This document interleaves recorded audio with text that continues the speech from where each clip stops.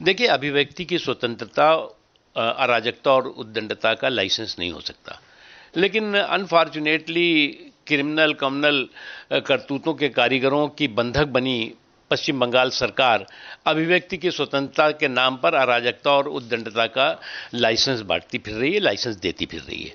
और ऐसे लोग जो लोग कि समाज में भय का माहौल पैदा करने में लगे हुए हैं, भ्रम का माहौल पैदा करने में लगे हुए हैं, भड़काने का माहौल पैदा करने में लगे हुए हैं, उनको जो है वो प्रश्रय देती हुई दिखाई पड़ रही है। और अगर सरकार ये कहेगी कि हम जो है वो ऐसी अराजकता करने वाले 30% लोगों को तो भगा नहीं सकते, 70% को भागने दे सकती है।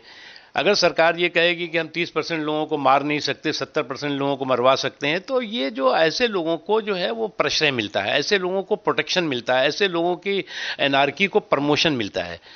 इसलिए मुझे लगता है कि इस तरह के क्रिमिनल कम्युनल कारीगरों की बंधक बनी पश्चिम बंगाल की सरकार जो है वो जो चीज़ आंख बंद करके देख रही है और जानबूझ करके उसे उकसा रही है, भड़का रही है, वो बहुत गंभीर बात है। एक चीज़।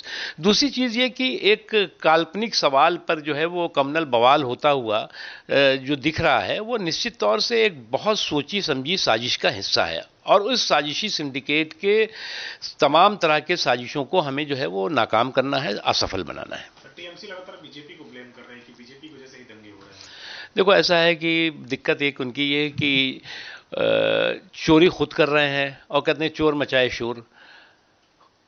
कह रहे हैं कि चोर से करो चोरी कर, चोर से कह रहे हैं चोरी करो और शाह से कह रहे हैं जागते रहो। तो ये उनकी अपनी पुरानी आदत है। सर, रॉबर्ट वाड्रा को ईडी ने समन किया है, वो ईडी दफ्तर पहुंचे हुए हैं, अपने तमाम सारे कार्यकर्ताओं के साथ भी आ गई है। ये कुनबा भी कमाल का है, करप्शन को भी क्रांति बना करके दिखाने में लगा रहता है।